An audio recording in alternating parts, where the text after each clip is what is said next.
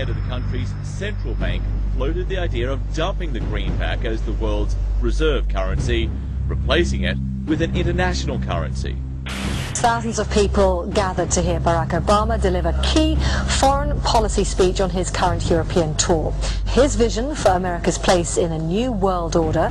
Returning vets could be a risk to our nation.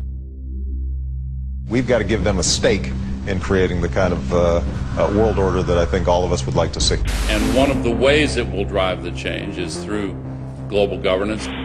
I think a new world order is emerging. This is a hoax and a scam which is designed to transfer wealth and power from the private sector to the government sector and from the government of the United States to a world government. And those people who have been yelling, oh, the UN's going to take over global conspiracy theorists. They've been crazy, but now they're right. And who got the money? Hundreds and hundreds of banks. Any bank that has access to the U.S. Federal Reserve's discount. Tell us who they are. No. You know, financial terrorism. They have the ability to tweak the knob. I am proposing that the Federal Reserve be granted new authority. The ultimate goal of the carbon tax and the cap and trade is to destroy production. This energy tax is the largest tax increase in American history.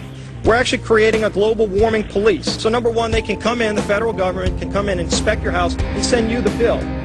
We're setting up a global warming Gestapo. And one of the things that if you talk to our generals, they are desperate for is a civilian counterpart to our military forces. I am fierce. And this is what I wear.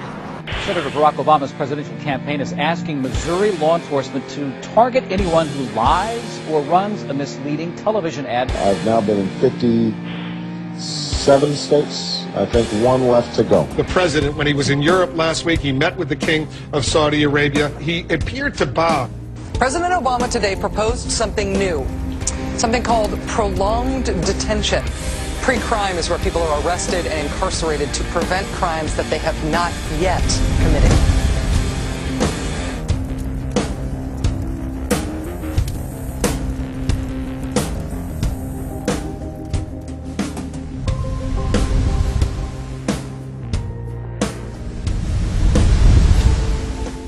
It's the World Wrestling Federation. It's the Washington Wrestling Federation. They put on this show that they're bitter rivalries, you know, villains, and they really don't like each other.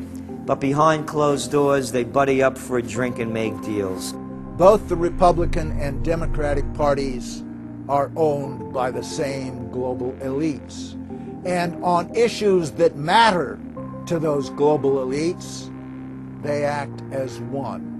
They've wrapped themselves in the American flag, and they've talked about preserving American heritage and principles, and all the while they're working to merge us into a new world order where our sovereignty will be destroyed. We'll lose all connection with our American heritage. With Bush, you knew exactly what you were getting. It was there was no iron fist in a velvet glove. It was just the iron fist. Whereas with Obama, you've got the velvet glove and the iron fist. You know, a very sharp guy, very smooth, knows exactly what he's doing. For that reason, far more dangerous than Bush. Well, at the end of last year, I was willing to give Obama the benefit of the doubt.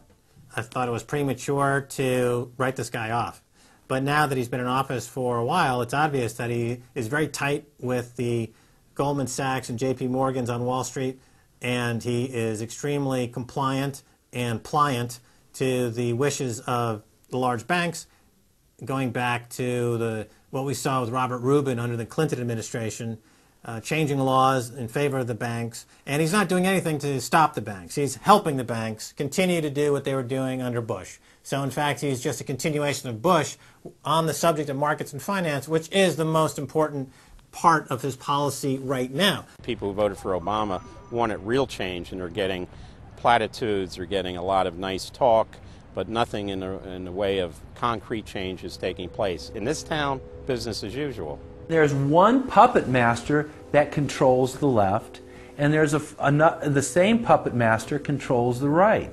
They control the Republican Party, and they control the Democratic Party. This is not a party issue. This is not a left-right issue. The question is, who should government serve? And it should serve the people. In fact, government is just a tool of the dominant minority that uses economics and government law to enforce upon the public various mandates. The right-left paradigm in the U.S. and in U.S. politics is taken directly from the commercial world and the corporate world. In the business world, you have Coke, Pepsi. You have McDonald's, Burger King. You've got AT&T and Verizon. You've got duopolies. And a duopoly gives the illusion of there being some competition and some choice. And it looks a little bit better than a monopoly. So, for example, in Communist Russia, if they had Communist Russia Red and Communist Russia Chartreuse, there would have been the illusion of choice and something akin to democracy in Russia. But they simply said, forget it, we're just going to go with red.